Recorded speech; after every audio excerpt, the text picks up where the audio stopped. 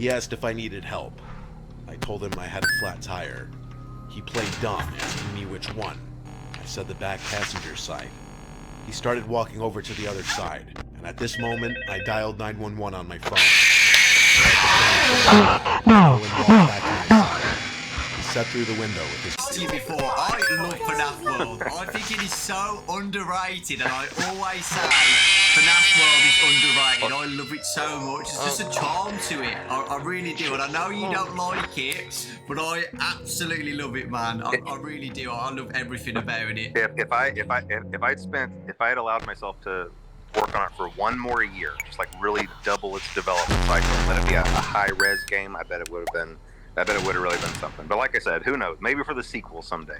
Let's move on to Steelwall, the amazing Steelwall Studios. That was the next game after Ultimate Custom Night. Help Wanted, one of my favourite games in VR. I absolutely loved it. What has it been like working with Steelwall? Were you nervous about it? Because I know it's a big thing to, you know, give a company your baby basically and let them, you know, do what you've been doing for the past 5 years.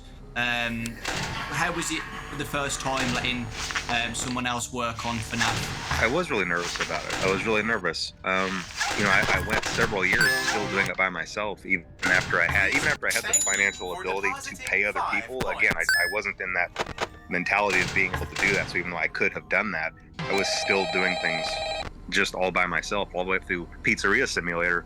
Yeah. But by then it was I knew that it was getting too much for me. I knew that I had to find another partner for it, and I was scared of that because, you know, there are stories all over the internet available about just games that went completely wrong because of games being mismanaged in the hands of, you know, development companies. And I'm sure that all of their pitches on the surface would have sounded the same, but I really got lucky. For that reason, I really feel like I got lucky, because whereas I probably could have accidentally ended up with a company that did botch something, I didn't. I think I really honestly believe that I landed with the best, just one of the best development companies. They've been just a pleasure to work with, and they've done a really great job. You know, this last one they did, Ruin, I thought it was just so much fun, and I think that might be my favorite thing that they've made was Ruin, and the things that they have planned, which I'm not going to talk about right here, but the things that they have planned are really exciting too. So yeah, I've been really happy. It's been a really good experience. Well, I'll tell you, on Help Wanted, well, I was going to throw in, I'm happy with how Help Wanted came out, because at the time, and I don't have this anymore. I don't have a VR setup anymore. But whenever the first Help Wanted came out, I did have a VR setup, so I was able to beta test. And of course, I was leading the charge to want to beta test my own games.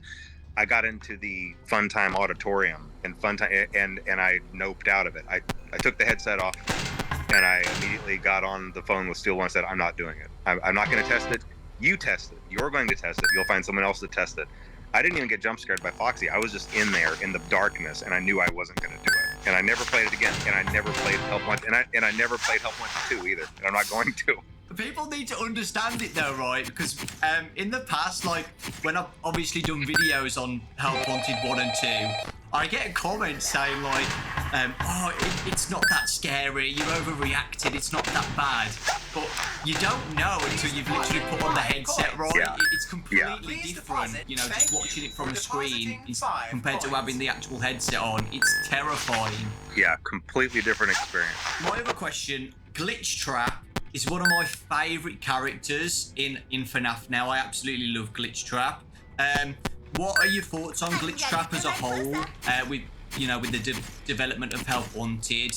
I love the character, and I know that this is kind of one of the places where I know there's a little bit of a divide with maybe me and the fan base, or maybe just within the fan base, because I always lean sci-fi. I have a tendency to lean sci-fi, even though I try to come back into the roots of the supernatural instead.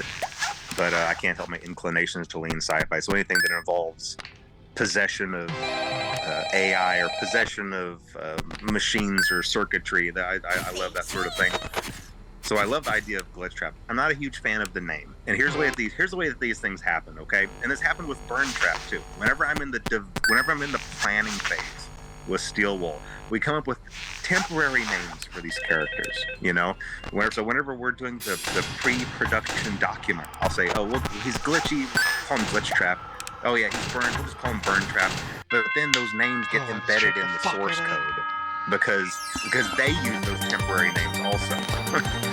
And once they're in the source code, and once someone finds them in the source code, that's it. Like that's the canon name now, and there's nothing I can do about it. And hopefully we're learning our lessons going forward to maybe find I don't know to just hone in on a better process there. Because yes, I love the character.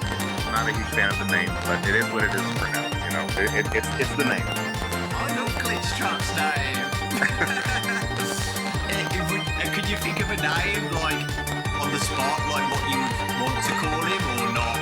Oh, I have no idea. But you know what? A good example is Nexus, you know, from Ruin. Now, that was a character where, even in just my design of the game, I thought that through, and I came up with that, and I'm really happy with it. And I really like that name. It's a really cool name. But now, see, if I didn't have one of those,